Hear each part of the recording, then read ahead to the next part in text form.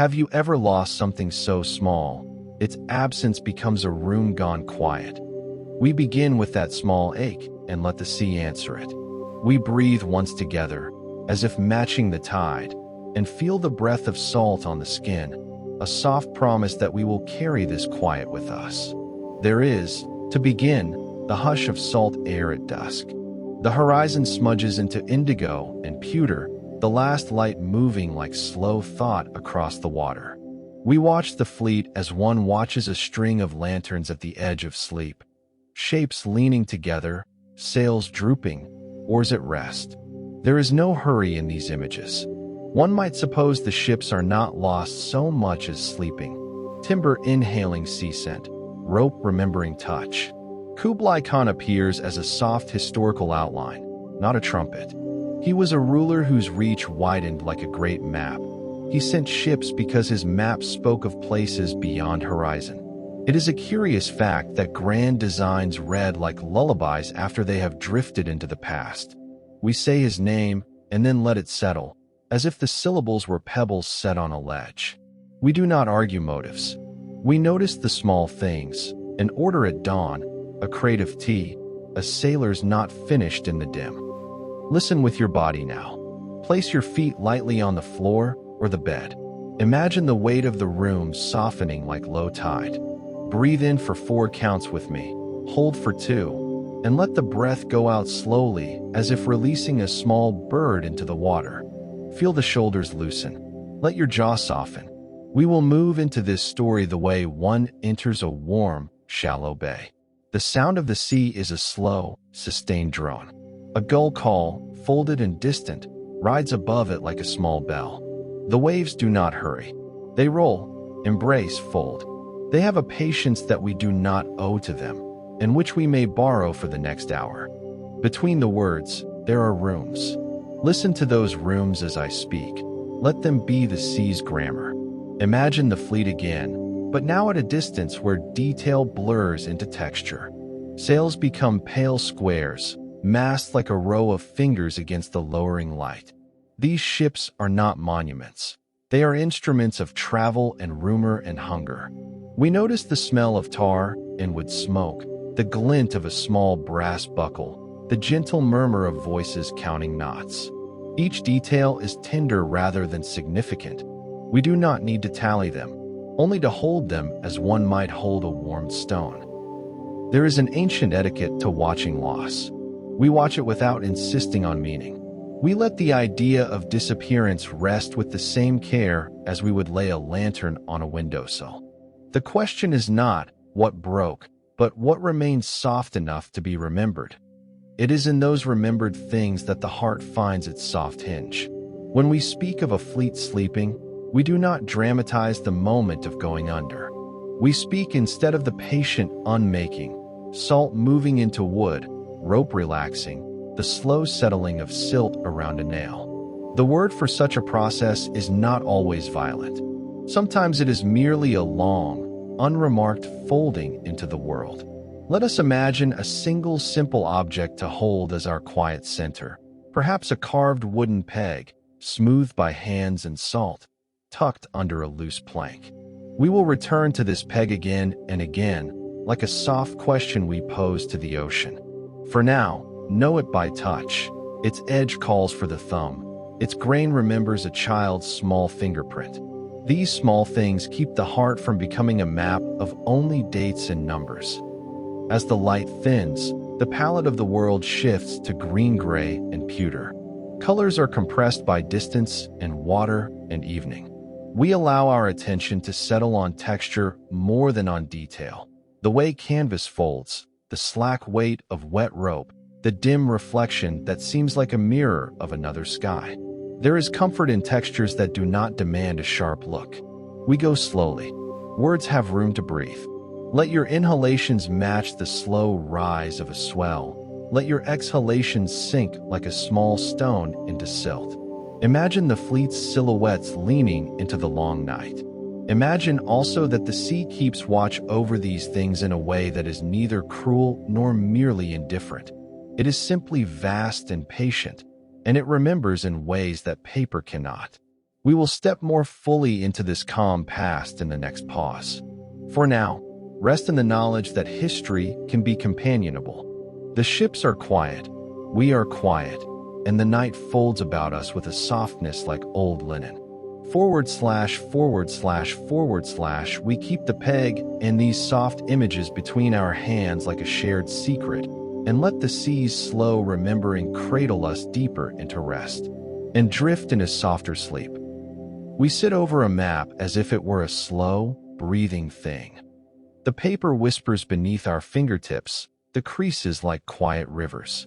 There is the scratch of a quill, the hushed clink of an old brass compass, the faint scent of ink that remembers the salt. These small textures steady us as we speak. One might suppose that maps are only measurements, but they are also promises folded into paper. Some say that a map keeps a small, faithful echo of every voyage it ever knew. In the harbor we imagine, ropes breathe against bollards like slow animals.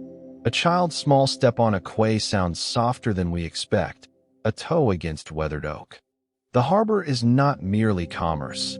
It is a pattern of sound, the slap of a net, a merchant's low counting, the kettle on a brazier singing like a bell. We note these as if cataloging shells. Each one holds a tiny story. Along the avenue of oaks behind the quay, leaves keep a softer clock. Oak scent mixes with salt wind, a lantern swings, and a woman folds linen by lamplight. We hear the scrape of sandals, the creak of a cart, the hush of boots and dust. Here is ordinary life. Bread warmed on a stone, a dog's soft breathing, a basket tipped with the day's fish. These things make absence palpable later. Inside a low hearthroom, we find domestic rhythm. The cook stirs a pot with a patient spoon. Spoons set down make the faintest metallic note. A lantern breathes its flame. Voices lower into simmering. A sailor smooths his palm over a child's head. The details are vivid, a patch stitched with patient fingers, a cup rinsed until it gleams. Here, we learn that people knit certainty from routine. On the tidal plain where the fleet mustered, salt grass whispers like a congregation, and gulls mark the edge of day. There are footprints in the silt, shallow and patient, leading to boats drawn on rollers. A child might have left a tiny toy under a plank. A rope coil still holds the memory of having been looped by a familiar hand. These small relics tether us to the people who planned and packed. We pause to consider why fleets are sent at all. States send ships because maps make appetite, because rulers imagine a horizon that has room for more of themselves. The practicalities follow: season, wind, monsoon. Sailors and scholars both keep calendars. When will the monsoon turn? Which months make for steady passage? Timing is often more decisive than size. Large fleets measure ambition in knots and stores. They are magnificent in array yet fragile in the small things: a missed tide, a rotten plank, an overeager rope. The grandeur of many ships together is a gentle paradox. It magnifies both strength and vulnerability. We are not drawn to spectacle, only to the arithmetic of provisions. How many jars of grain? How many bundles of herbs? How many nights of water? We speak of sources in a soft, practical way. A chronicle gives a day and an opinion. An archaeological shard gives mannered silence. An old sailor's tale hands a warm ember of truth. We balance these pieces like stones. None alone is whole, but together they make a mosaic that asks for gentle interpretation. We imagine standing with ink in hand, not to declare, but to wonder. How does a myth grow from such practicalities? A storm can be felt by thousands and yet explained by few words. Those words then travel like a whisper until they become a name: the divine wind. Story and wind compound one another. A gust becomes a cultural compass. We bring our bodies into this framing because story is felt. Place your hands on your lap and notice their weight. Feel the slow rise of breath across the ribs. Let that breathing be the soft metronome as we read maps and notes and names. This gentle awareness turns history into a companionable room rather than a list of dates. The scholar's voice is patient. One might say the records are uneven. One might also say they are tender. We lean into ambiguity as an invitation. We ask small questions and do not demand loud answers. Some say the fleet was scattered by weather. Some say miscalculation. Some preserve it as tale. Our wonder should be sustained rather than sharp. Consider the way a potter watches a wheel, the slow attention given to craft. In the same manner we watch arrangements of ships and stores, the careful stacking of jars, the neat coiling of rope. These small acts are the quiet scaffolding of history. As we fold the map closed for a moment in our imagination, we carry the textures and set pieces. Harbor, Oak Avenue, hearth, tidal plain. They form a soft geography to return to when the narrative wanders. In our next step, we will follow the fleet to sea with the same slow care, listening for the first patient signs of change. We hold a sustained wonder, how ordinary hands shaped extraordinary journeys. And in that quiet kinship, our breathing slows as we imagine fingers soft with salt and rest. There is a moment, before a storm is named, when the world gathers its breath. We know that particular hush. It sits in the ribs like a low bell. We speak of that hush because it is where decisions thin and weather becomes history. One might imagine the decks alive with small, ordinary movements. A cup set down and left half full, a knife with a smear of fish waiting to be washed, a single bowl beside an empty chair. These intimate traces are the smallest sensors we have for great absences. It is easy to mistake scale for explanation, but intimacy often holds the truer clue. The fleet took to sea under careful stars and orders.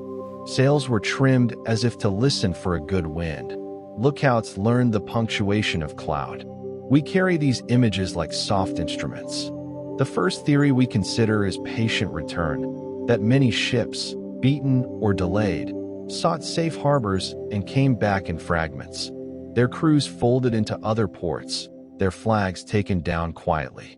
This theory is a slow story of dispersal, ships finding new lives rather than dramatic ends. Another theory is sudden inlet, a geography that rearranged itself. Shoals where charts promised deep water, a current that curved an unfamiliar course, a mouth of sea opening where none had been before. Here the sea surprises like a blindfold. The map's neat lines betray the livingness of water. In such a telling, the fleet is not so much destroyed as redirected by the ocean's own inclinations. A third possibility is human slow undoing, miscalculation, supply failure, arrogance of scale. Large expeditions find their limits in the smallest details, a rotten crate of grain, a seam in a hull, a misunderstanding of tide. We imagine scribes tallying losses, captains rubbing their temples by lamplight. This version is quietly dramatic. It puts human hands at the center, yet insists those hands often acted with kind intentions and flawed knowledge. Across generations, the idea of a divine wind took a crease in language and memory. The phrase kamikaze, later used to name a protecting storm, grew in meaning, folded by poets and priests into reverence and sorrow. To call a wind divine is to offer an explanation that sits beside or rather than replacing it. Such language comforts and confounds in equal measure, helping people live with unanswerable events. We do not need to choose between these theories. That, in itself, is where tenderness lives, in the room between ideas. The ambiguity hook is not a cliff.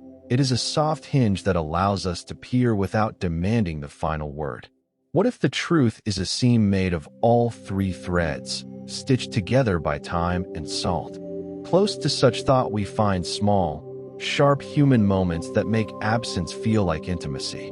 Consider the abandoned bowl on a table at dusk, or the child's shoe left under a bench. We imagine the owner returning and not finding what they expected, and then, in later years, telling a story in a quieter voice. These images are our compass. We circle them and learn to speak in the low register of memory. Listen now and place your hands on either side of your ribs. Feel the beat that is always there under the words. Let that rhythm be a second map, a map of attention. The mystery is not merely external. It takes up residence in our chest, and acknowledging that softens the intellect. We move from conjecture to the first signs of physical evidence in modern times. A net snags oddly on a shoal where fishermen had always passed. A photograph shows a darker place under the water's skin. A sonar blip becomes a pulse on a screen. Each modern recognition is humble. A fisherman's complaint, a scientist's curiosity, a diver's sudden quiet. These are small recognitions, like breath held and released. They are the first modern fingers on an old wound. And then, sometimes, there is a discovery that reads like a private room opened. Imagine us descending together through green-blue water, the light sliced into columns.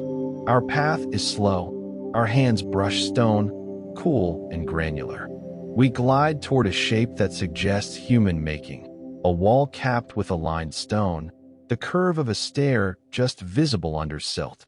The sea hushes as we come near. Even marine life seems to adjust its pace to ours. We enter, in imagination, an inner chamber. It is the kind of small space that carries domestic decisions. A bench, a low niche, a cup turned mouth down on a ledge.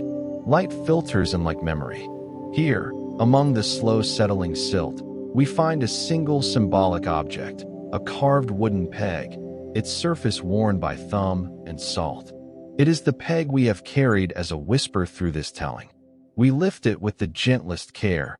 The grain remembers a fingerprint. How small and decisive such a thing can feel. We study the peg with quiet methods, not for headline, but for story. We note the curve that fits a child's thumb, the tool marks that speak of a maker with a patient hand. The peg's presence makes time intimate. It bridges the years between a child's play and our slow descent. When we touch it, we remember that history is threaded through simple objects. Theories meet objects here. A peg might have been lost in haste, or set aside and forgotten as life redirected. It might have been memory's talisman placed in pocket and then left. None of these explanations erases the tenderness of seeing such a small mark of life preserved by silt and salt. We do not need grand certainties. We prefer the companionable possibility that ordinary things travel most faithfully into the deep. We think too of sound then, the way a chamber receives noise underwater. Our voices are muffled and thickened, each syllable bulbous with the weight of water. Even as we whisper, the ocean acts like a lens, stretching time. This is a useful image, to hear ourselves as if through a deep well, to allow our words to come slower and heavier. In the following paragraphs, we alternate conjecture with domestic glimpses. A captain's ledger notes an extra ration. A mother tucks yarn into a chest and forgets to close the lid. A child's small toy is left in a doorway. Each domestic absence becomes, with time, a clue to a larger pattern. We place these items in our hands and let them cool like small stones. It may be that no single cause explains the whole story. It may be that all causes braided together make a history that is less about fault than about scale and circumstance. These are quiet ideas, and we fold them gently, as one folds linen in the dark. At the end of this slow gaze, we rest in the knowing that mystery can be companionable. We hold them like stones. We do not demand an answer. We prefer to keep asking the kind of soft question that lets us sleep better for having asked it. Where the fleet now lies is less crucial than that we remember the hands that once held rope and bread. The peg and the empty bowl are our anchors. They hold the story in human measure. As you settle further, note again the breath and the weight under your ribs. Let the breath lengthen. With each exhalation, imagine releasing a small boat, watching it float and then fold into blue. The questions remain, but the search grows calmer. The ocean takes its own time, and the peg remains a quiet companion in the dark. The creak of timbers is a language we learn quietly. Listen to that slow, patient creak as if it were a sentence read in a low voice. Below deck, the world is measured in small acoustics. The soft slap of a wet palm against planking, the muted clink of a spoon in a bowl, the hollow note of a mast settled into its partner. We begin by holding those sounds as our center. Provisions shape the day. One cup, one knot, one watch becomes a quiet refrain, a metronome for living on wood and water. The cook measures rice by touch, not by sight. A sailor learns to guess the weight of oil by the sound it makes in a jar. The pantry is full of textures: burlap sacks that rasp like distant wind, cedar chests that smell faintly of sap, barrels that occasionally emit a low, sleepy groan. Imagine the murmur of voices in a low mess. A story is traded and folded into the next meal. A name is spoken and kept. The lamp lights a circle of amber and leaves the edges in blue shadow. We hear a gentle counting, nails hammered, ropes coiled, knots tested, old maps smoothed and smoothed again. It is a domestic chorus, quiet and continuous. There are set pieces that make up the fleet's small world. In the galley, steam breathes from a pot, and the air smells of dried fish and ginger. Imagine the sound of a wooden spoon, a tiny percussion that the mind can follow to sleep. On deck, there is the line of tarred rope, each coil a story. In the watch cabin, there is the ledger, its pages turned like a slow tide. And in a sailor's pocket, folded in oilcloth, a scrap of cloth or a child's tiny toy. Rituals govern life aboard. The morning airing of bedding, the evening mending of net, the slow exchange of tips on weather. These rhythms are like gentle arithmetic, a ration counted, a stitch repeated until it becomes almost prayer. When a man ties a knot, his fingers repeat shapes learned of youth. When he bites bread, his teeth remember home. Place your hands at the soft underside of your ribs and feel the lift and fall. Imagine a sailor's chest rising under a coarse tunic. The body counts watches in other ways. A wrist knows when to wake before a bell. A knee knows the tilt of a rolling deck. These small attentions we borrow when we let our breathing slow into the story. Provisions are not merely food. They are conversation with the future. A barrel of grain is hope measured in nights. Dried herbs are memory kept airtight. To provision a fleet is to imagine absence and to pack against it. We imagine hands stowing jars, sealing amphorae, tucking cloths into corners, and in that imagining our own hands relax as they mirror these motions. There is warmth to communal life that makes uncertainty tolerable. A bowl shared circulates not just broth but a low tenderness. A song hummed between knots becomes a small weather protection charm. We hold these vignettes not as evidence, but as companionship. The sound of someone humming beside you is a small domestic anchor. Sailors have lullabies, small practical songs that double as counting devices. We hear a line hummed under breath, a rhythm for the oars, a beat for the seam, a soft cadence for the watch. These are not performance. They are working music, and their repetition acts like a soft tide on the mind. Repeat with us in imagination. One cup, one knot, one watch. Let it be a slow mantra. Material detail matters. The rope's fibers are rough with salt. Leather softens with oil and years. A wooden spoon wears a permanent indentation from a thumb. Imagine running a finger along such a spoon. Feel that impression in your palm now. A small indentation that fits a thumb. This tactile imagining brings the body inward. Note the pragmatic choreography of a voyage. Bundling sails requires a shared breath, a count, a coordinated pull. Provisioning requires a ledger and a patient clerk. A voyage's daily economy relies on small exactitudes. We do not dramatize these. Rather, we let their precision become a gentle, lulling mathematics. A quiet anecdote. A sailor stitches a child's name into a scrap of cloth before setting to sea.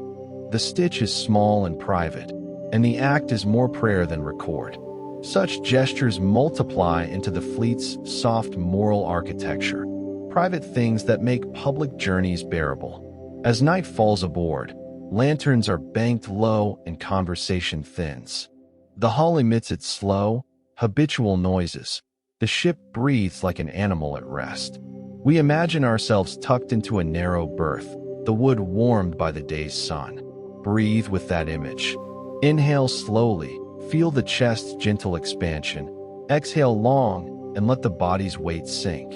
We close this section with the repeated metronome. One cup, one knot, one watch.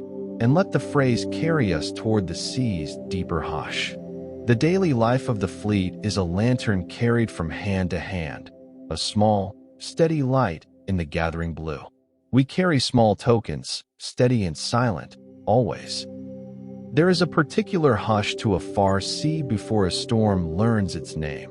The air tastes of iron and salt, and the horizon presses like a thought against the eyes. We begin this section by feeling that hush as if it were a warm cloth draped over the shoulders.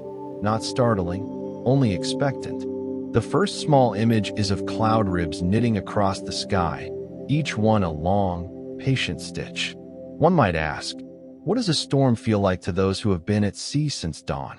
The answer is the accumulation. Typhoons in the region arrive with a kind of composed ferocity, yet the language we use need not be violent. We speak of them as long currents of weather, as spiral processes that the ocean has learned to make in its own endless patience. Consider how a monsoon is not a single event, but a season that bends a year's work. Planting, harvesting, and planning are all ordered around its arrival. When fleets plan, they plan with such rhythms in mind. Currents are a silent architecture beneath the surface. They carry heat and salt and memory. They shape where silt will bury a hull and where a reef will keep its precious silence. A current is not merely motion. It is a slow editorial hand, deciding which fragments remain visible and which are folded under. We imagine lines of water as map threads, and as we do, so our breathing steadies to the ocean's long pulse. There is a lovely small science to how a storm grows. Warm water lifts like a slow breath, air rises, the sky tightens, and then rotation begins almost imperceptibly. It is curious that the math of such things can be written down and yet still feel like poetry. Understanding often softens fear. In thinking about preservation, we notice the sea's twofold memory, erasure and conservation. Sediment can be a gentle shroud, blanketing wood and cloth until they are saved from certain rot. Coral and oyster growth can glue fragments into a new kind of ruin. Yet salt works quietly as a slow chemical sculptor, and sometimes the very thing that saves an object preserves it in a changed face. Let us consider reefs and shoals as archivists. They snag ropes, entangle timbers, and in the doing they create new habitats that remember human presence in ways that are not words. We can picture coral wrapping itself around a beam like a hand taking an old photograph and framing it. Think too of sediment. Fine silt can cover a hull in seasons or in centuries. In one gentle movement a city may be suggested rather than shown. The pressure of water aids in this quiet burial, and under pressure things change their texture. Wood becomes dense, leather tightens, cloth imprints into the earth's grain. We are led, by these natural processes, to the ways evidence arrives to us. A diver finds a line of pottery mouthpieces like small moons. A researcher notes a pattern of iron fastenings. A fisherman remarks on an odd snag. Such discoveries are gradual recognitions, quiet as a neighbor's knock. Place your hand over your heart now and feel the slow, steady beat. As we trace currents and storms, let that pulse be a map for attention. Notice how your breathing lengthens when we speak of slow things. Let it anchor you. In this bodily noticing, the natural details become intimate rather than remote. We will speak softly of loss and of the strange, graceful patience with which the sea returns some things and keeps others. Consider an amphora whose mouth is sealed by silt, the air pocket inside preserved like a breathing relic. Or think of a beam that becomes a substrate for oyster beds, its outline preserved by the life that grows upon it. There are modern tools that help us read this underwater script. Sonar draws ghost maps. Magnetometers sense rusting iron. Careful coring yields pages of silt that act like historical strata. Each instrument is modest and exact. They do not deliver melodrama, but allow for patient assembly of narrative. A calmer fact, many storms do not end in catastrophe. They change courses and wear out at sea, leaving sailors weary but intact. It is often the accumulation of small decisions that sends an expedition astray more than a single headline event. We might imagine, gently, a fisher stooping at dawn to pull up a net entangled with a solitary shard, a tiny lip of pottery glazed in a color like old sea glass. He runs a thumb across its rim and feels an echo of a hand that lived centuries ago. Such moments are not headline-making. They are private recognitions that nudge scholars toward patient questions. There is also the slow arithmetic of seasons to consider. A year of strong monsoons will deposit one pattern of silt. A calm few decades may leave another. Over generations, these subtle accumulations act like pages in a ledger, each layer answering a hushed question about when and how the sea changed. Now, place your feet on the floor and feel their weight. Let the body be a vessel as we read these layers together. We close this section with a reflection that ties weather to memory. Storms rearrange shorelines. Currents rewrite maps. Silt rewrites what we think we know. Yet through all of that, the sea preserves the human mark in surprising ways. The peg we have imagined remains a soft and stubborn presence, perhaps scratched at the edge with a maker's thumb, perhaps carrying a faint stain. In both storm and sleep, the peg endures. As you lie now, feel the pull of the tide in your chest. Let your exhale be the tide's soft retreat. We will move on with gentleness, trusting that the sea's changes are not only endings, but also transitions that hold things in new forms. Beneath the shifting light, there is a world of quiet shapes. The underwater realm speaks in textures more than in headlines. The cool, muffled plane of water softens edges until stone and timber become sister textures. Colors compress. Everything leans toward blue and a gentle gray that makes even the smallest object seem like a private holding. We begin with that sensory hush and let the mind move slowly. Consider the archaeologist's first glance, performed without fanfare. A diver's torch cuts a narrow column of clarity through green water. In that column, a pot lip glows, rimmed with silt. The hand that reaches is careful, almost reverent. The diver's gloves close around a shard, as if closing a book. Small things tell large stories. A set of iron fastenings aligned like teeth indicates a hull. A scatter of ceramics suggests a market once present. An anchor half-buried points toward intent and direction.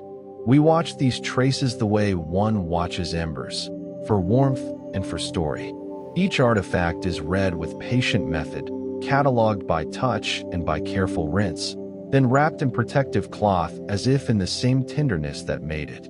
Listen to the undersea soundscape in imagination. There is no clamor, only the long tones of distant fauna and the occasional soft chatter of bubbles rising. A shell shifts on sand like a small breath. The acoustic world underwater compels us to move in a low register. Even speech becomes a slow currency. We adjust.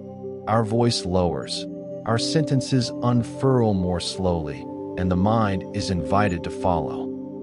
Materiality fascinates the scholar. Wood submerged for centuries changes its smell and grain. Ceramics keep glazes that wink like preserved stars. Metal corrodes into patinas that read as minute histories. The investigator learns to read these languages.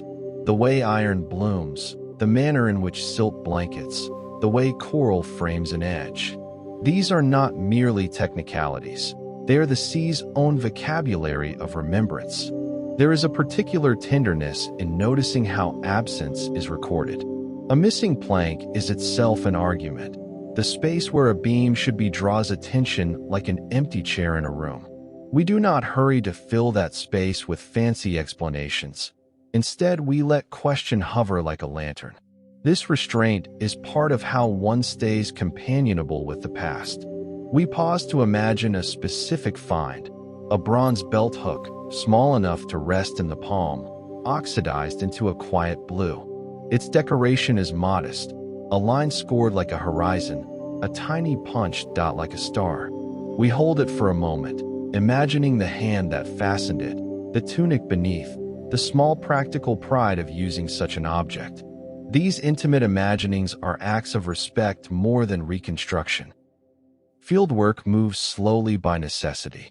Coring, mapping, photographing. Each stage is deliberate, measured, and quiet. Instruments translate mute depths into the readable columns that scholars consult, but the human hand must still interpret what the tools suggest. We imagine labs where samples are rinsed and sorted, where a tiny fragment of textile becomes an entire discussion in notes and margins. In the margin of such studies live the unguarded human stories. A diver who once slipped and recovered a locket remembers the smell of a rope. A fisherman recalls the way his net once snagged something heavy and old. A grandmother keeps a fragment passed down and tells a softer, unhurried tale. These small recollections gather into a chorus of modest witness.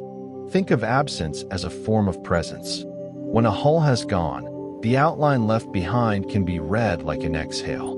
We study mooring marks, the lay of ballast stones, and the way algae has threaded through timbers. Each is a kind of handwriting. In this way, archaeological silence is eloquent. We should bring our bodies into this soft attention. Notice the coolness of your palms. Set them upon your lap. Feel how the air in your lungs widens a little with the invitation to slow. By matching breath to image, we keep our presence humble and kind. The peg we have carried through our narrative appears again amid these traces. It rests now not merely as a symbol, but as tactile evidence. Worn at the edge, faintly stained by oil, a small crescent where a thumb had rested. We imagine a conservator lifting it and placing it under a lamp, the grain becoming plain as a remembered face. How moved one is by such an ordinary cured token. In thinking of preservation, we also meet loss. Salt eats at metal, currents abrade surfaces, biological growth reworks form. Yet in that transformation, there is testimony. The peg now carries barnacle scars like a map. We accept such changes as part of the object's life rather than as erasure. We close with a quiet image, an artifact wrapped and cataloged, placed into cold storage to rest until another mind returns gently. That object's story is both settled and open. It waits, patient as sediment. As we let the image settle, breathe in slowly, hold, and release with a long, warm exhale. Let the scholar's reverence become a lullaby, an instruction in how to look and, in looking, how to rest. We let our thoughts drift into small tangents, the kind that carry no insistence and only the soft pleasure of wandering. Imagine bioluminescent plankton like scattered stars beneath a slow tidal breath, each tiny light a modest flourish the sea allows. We watch schools of slow fish braid through an old rope, their bodies writing calligraphy across canvas shadows. Distant bells mark time in the harbor of memory, a sound rounded and low, like a coin rolling in felt. There are coastal lullabies families hum when a child is put to bed. They are not for performance, but for weathering.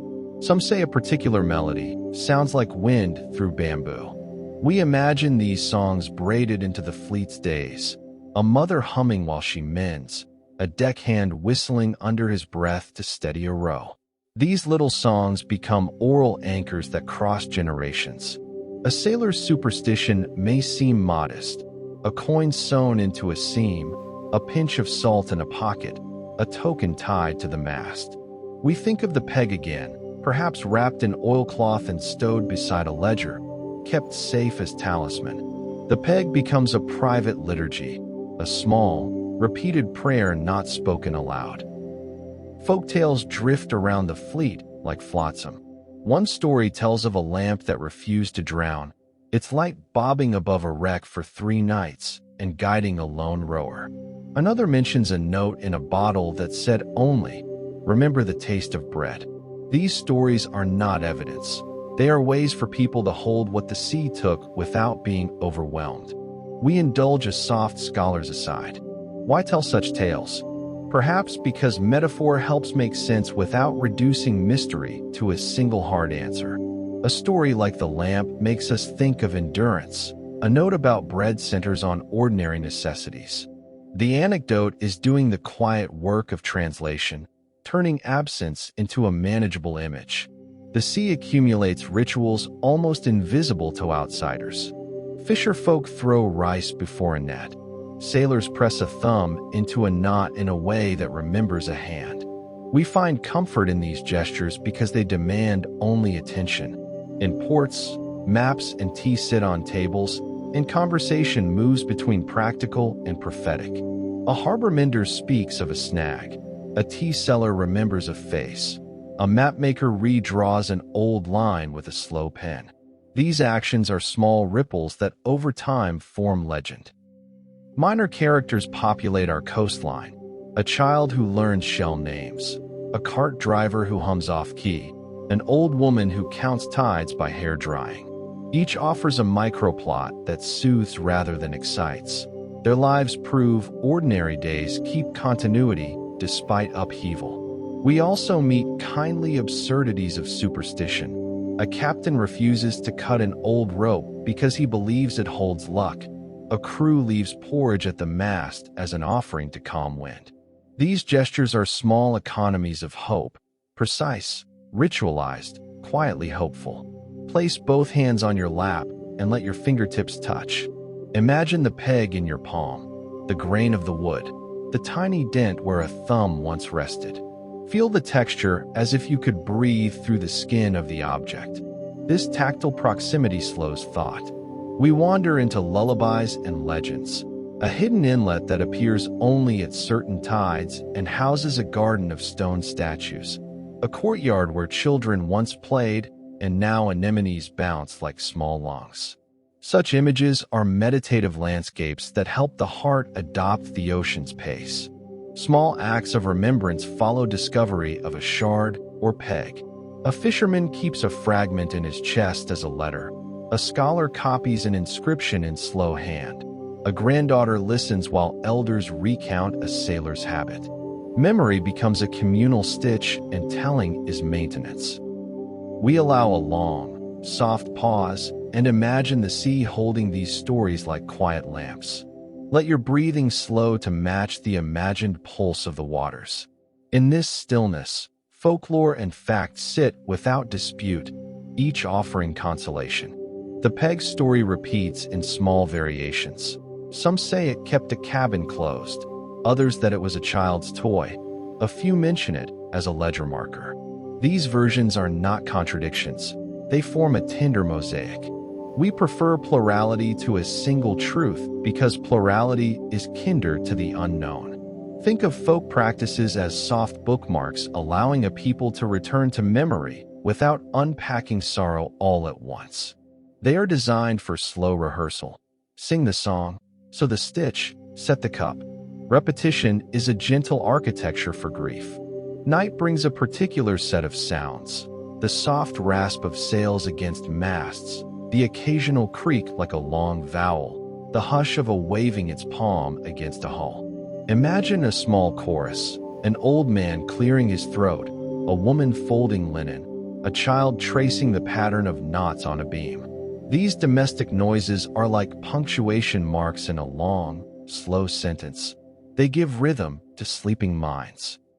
Remember to notice your shoulders now and let them fall. We whisper a line of a coastal lullaby together. Sleep where the tide keeps time. Sleep where the lanterns dim. Repeat it quietly in your mind as the world narrows and the peg rests warm in imagined palm. We will drift toward quieter images. A bell muffled under barnacles, the slow settling of plank, a child humming, as she strings beads.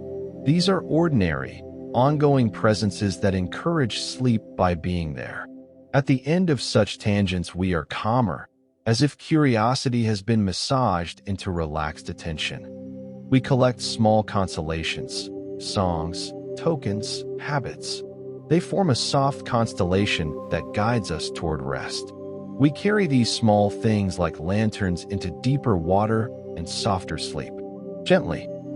There is a particular quiet that follows telling, not emptiness, but a settling, like rain finishing its patient work upon a wooden deck. We feel it now as a low, resonant hush, as though the sea itself has drawn a blanket up to its chin. The taste of salt lingers faintly on the tongue, not sharp, only mineral and familiar. Somewhere in our imagining, a chest has been gently closed. The lid meets its frame with a softened thud, and the latch rests without protest.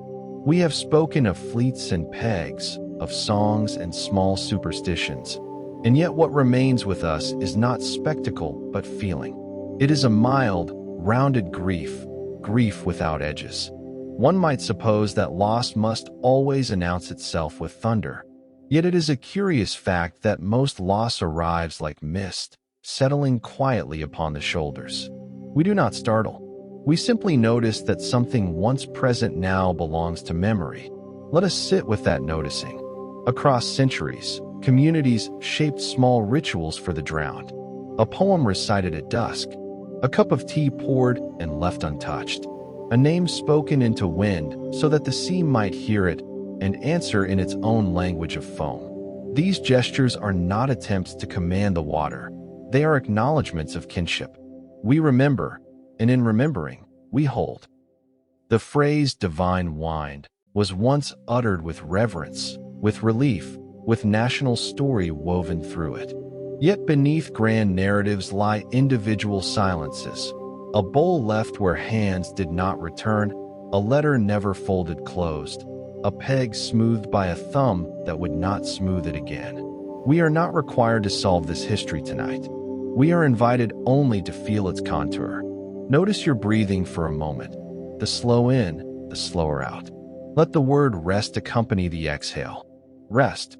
Let the word remember accompany the inhale. Remember, we are not clinging, we are simply allowing. Cultures have always understood that stories are a harbor. When ships fail to return, language becomes a quay where grief may tie its rope. Ballads are written, shrines are tended. Children learn the names of storms not as enemies, but as chapters. In this way, loss becomes textured rather than vacant. It acquires grain, like wood beneath a careful hand. We might imagine a coastal temple at twilight, lanterns set low, incense curling in modest spirals. Names of the lost are murmured not loudly, but steadily. No one demands answers. They ask only that the sea hold what it has taken with gentleness. There is solace in that request. The sea, for its part, is not malicious. It is a keeper. It receives hull and rope, bowl and peg, and lays them down in silt as if tucking a child beneath covers. Sand drifts over timber. Coral builds its slow architecture. Fish weave between beams without accusation. In time, what was catastrophe becomes habitat. What was fear becomes ecology. The transformation is neither hurried nor cruel. It is simply continuous. We feel something soften within us as we consider this. Grief need not be a blade. It may be a tide, coming, receding, coming again, until the shoreline learns its rhythm. Rest. Remember. Hold. Yes, hold. For even as societies write poems and carve memorial stones, they also continue with bread and market and lullaby. Life braids itself around absence without denying it. This is the quiet resilience that hums beneath our story. Bring your attention gently to your hands. Notice their weight, their warmth. Imagine them resting on a wooden rail cooled by evening air. The rail does not resist your touch, it receives it. In the same way, memory receives us. We lean, and it holds. We may think of a final image, rain tapping softly on planks, each drop distinct, yet merging into a single hush.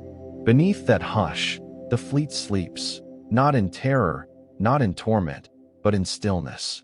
Above, generations continue to whisper, to sing, to research, to wonder. The two realms are not opposed. They are layers of one long story. If a small ache moves through you, let it be gentle. It is the echo of connection. It proves we are capable of care across time. And care, even more than certainty, is what carries history forward. Rest, remember, hold. Let those words repeat softly as the tide repeats its patient reach. Rest, remember, hold, until they blur into rhythm rather than meaning. We do not press for conclusion. We sit beside the water, companionable and unhurried, allowing the sea to keep watch as we keep quiet company with what has been and what endures. Let us imagine, now, that we are descending, not falling, never falling, but lowering ourselves as gently as a lantern lowered into a well. The surface of the sea closes above with scarcely a sound, and light becomes softer, sifted into long blue-green columns that sway like cathedral windows beneath water. We glide, we drift, we rest. The temperature cools around our wrists and temples. There is a faint pressure at the ears, not discomfort, only awareness. A reminder that we are visitors in a slower kingdom. Our breathing, in this imagining, is unhurried. Inhale, exhale, the rhythm steady as the tide we matched earlier. Below us, the seabed opens like a quiet courtyard. Silt lifts in pale, velvety clouds and then settles again, as though even disturbance here is modest and polite. To our left, a mast leans at an angle, its wood darkened to pewter, draped in long ribbons of algae that move with dignified patience. It resembles a sleeping tree. We drift closer without touching. Notice how the ropes have thickened with coral growth, how knots once pulled tight by human hands are now held by colonies of tiny architects. One knot, one beam, one shadow. The repetition steadies us. It is not an inventory, it is a litany. We move forward, if movement it can be called, for it feels more like being carried. Courtyards of the fleet lie open, decks collapsed into terraces where sea grasses sway in pale meadows. A bowl rests half-buried, its rim outlined in the faintest silver of sand. We do not claim it. We simply witness. To the west, yes, just beyond the angle of that leaning spar, a cluster of stones forms a shape that might once have been a small shrine or storage alcove. The sea has made it gentler. Edges are rounded. Corners are softened. Fish pass through the doorway without hesitation, as though the threshold has always belonged to them. We glide, we drift, we rest. Bring awareness to your shoulders. Let them lower a fraction, as if buoyancy supports what gravity once carried. The jaw softens. The tongue rests. In this imagined depth, effort is unnecessary. Ahead, a corridor between two fallen beams invites us inward. The light narrows, becoming green and hushed. Sound is different here. A muted ticking of distant shrimp, the faint clink of shell against bronze somewhere beyond sight. No urgency touches these sounds. They occur, and then they are absorbed. Within this corridor lies a small, open space, an inner chamber formed by accident and time. Silt gathers in slow dunes along the floor. In the center, almost shyly, rests a carved wooden peg, preserved by mud and shadow. Its surface is worn smooth where a thumb once pressed in idle habit. We hover before it. This is not treasure. It is tenderness. Imagine how many evenings that thumb found its place upon this curve. Imagine the absent-minded comfort of repetition. One turn, one touch, one quiet moment before sleep aboard a rocking ship. The peg is small enough to fit within our palm, yet it contains a weight disproportionate to its size. We do not lift it. We allow it to remain where time has set it down. We glide, we drift, we rest. Marine life has accepted the fleet without argument. Anemones bloom along a railing like patient flowers. A school of silver fish tilts in unison, catching filtered light and releasing it again. Their movement resembles breath. Inhale of brightness, exhale of dimness. We match them unconsciously. Beyond the chamber, a wide clearing reveals anchors settled deep into sand, their arms curved like sleeping crescents. The chains trail away and disappear beneath drifts that rise and fall as currents pass. The ocean has not erased the fleet, it has rewritten it in another script, coral for ink, silt for parchment. We feel the cool clay of the seabed beneath our imagined toes. It yields slightly, then steadies. There is reassurance in that firmness. Even submerged, there is ground. Look upward for a moment. The surface is distant, a trembling mirror far above. No need to ascend. We are safe in this quiet visitation. We are observers, companions, nothing more. The fleet does not demand rescue or revelation. It accepts our presence as it accepts the slow combing of currents. We glide, we drift, we rest. As we move toward the edge of this submerged world, details soften. Masts become silhouettes. Courtyards blur into gardens of algae. The carved peg remains behind in its chamber, undisturbed, an emblem of human touch preserved within patient water. Allow your breathing to lengthen slightly. Count 4 on the inhale, 4 on the exhale. Let the exhale linger. The body grows heavier even as our imagined selves remain buoyant. 2 states at once, floating and grounded. The sea keeps its layered stories without haste. We have walked its floor tonight not as conquerors of mystery, but as guests in a quiet archive. And as we begin to rise, slowly, gently, the blue-green light brightens by degrees, though our movements remain unhurried. We glide, we drift, we rest. The seabed recedes into a soft tapestry of shadow and shimmer. Above, the surface waits like a closing eyelid. We carry no artifact with us, only the memory of cool stone, smooth wood, and the knowledge that even what vanishes may remain, held in salt, in story, in the long, patient care of the deep. The sea speaks now in its smallest voice, not in waves that crest or winds that gather, but in the quiet repetition of water meeting shore somewhere beyond our sight. A single gull call folds into the distance and is gone. What remains is a whisper, ceaseless and low, like breath shared in sleep. We have walked among masts that lean like patient trees.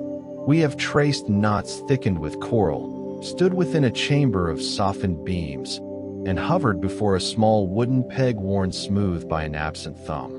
We have listened to maps unfold, to scholars murmur, to legends braid themselves around weather and will. And still, the fleet rests. It is tempting, perhaps, to wish for a final answer, a definitive chart, a line drawn neatly beneath uncertainty.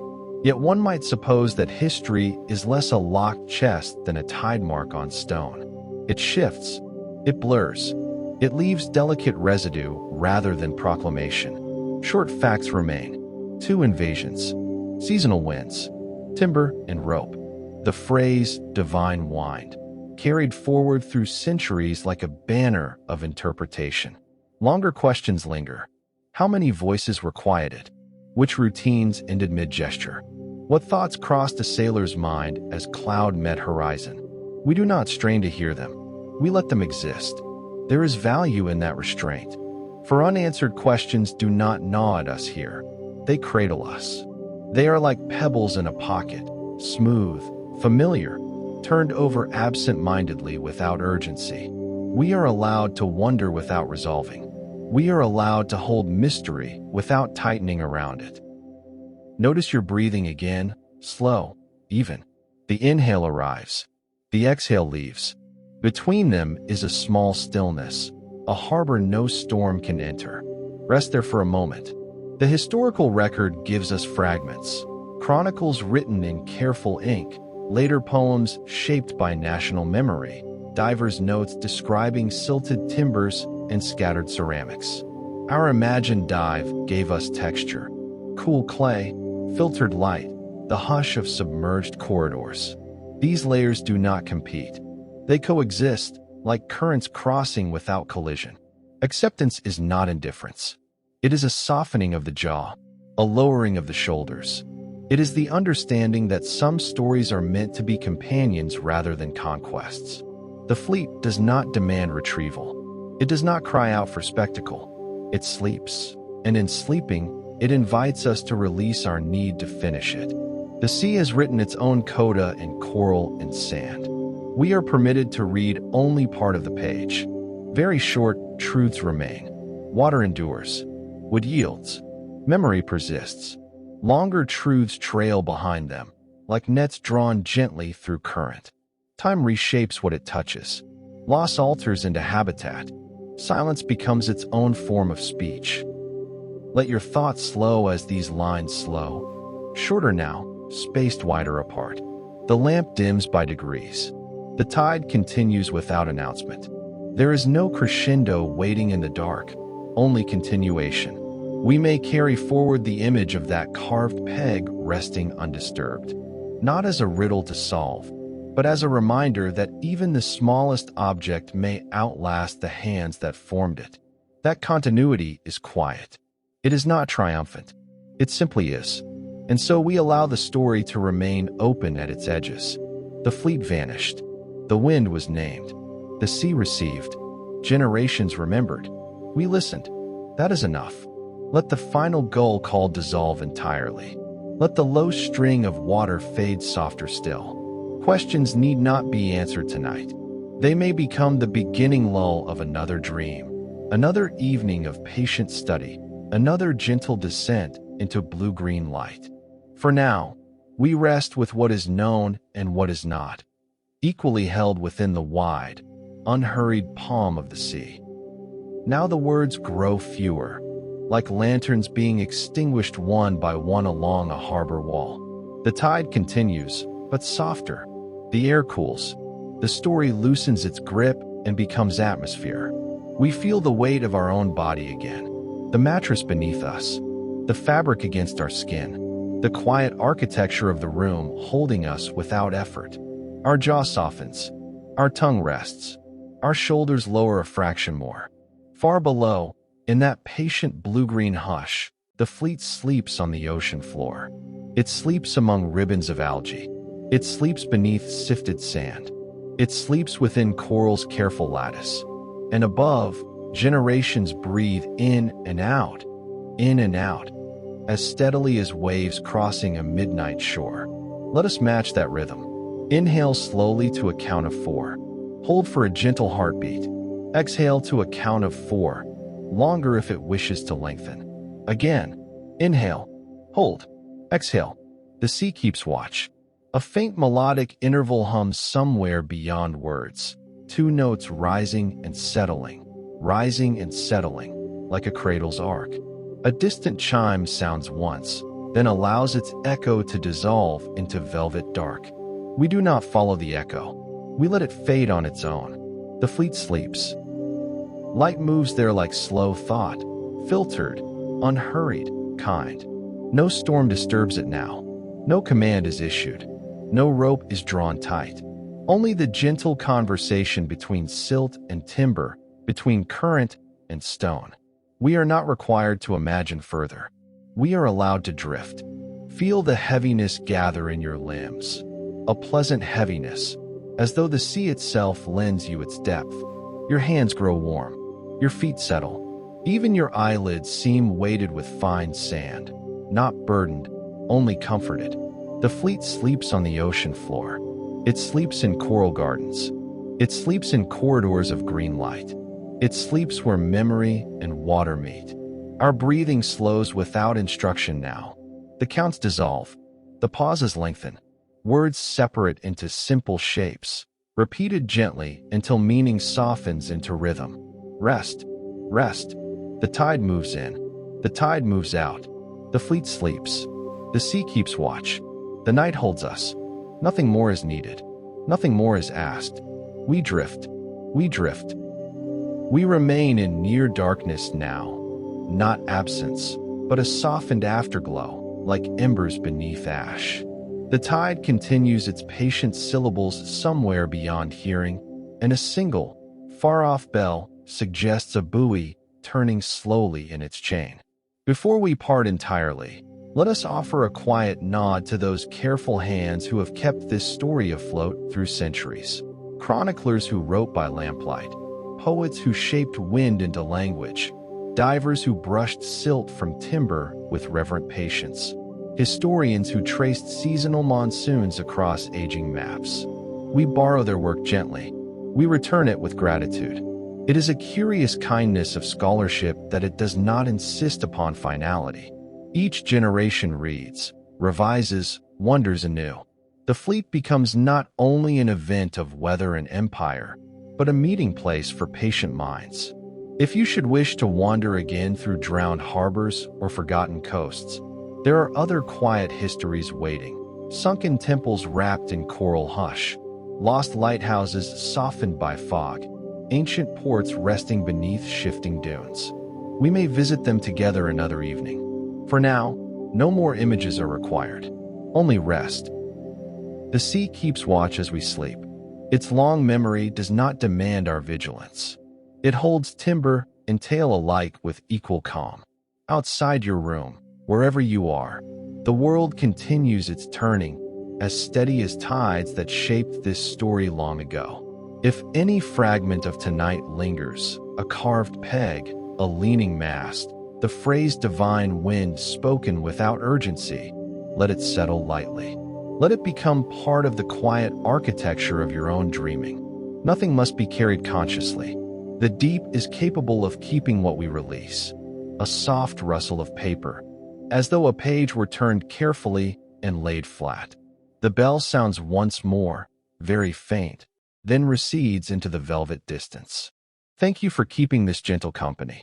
Sleep now.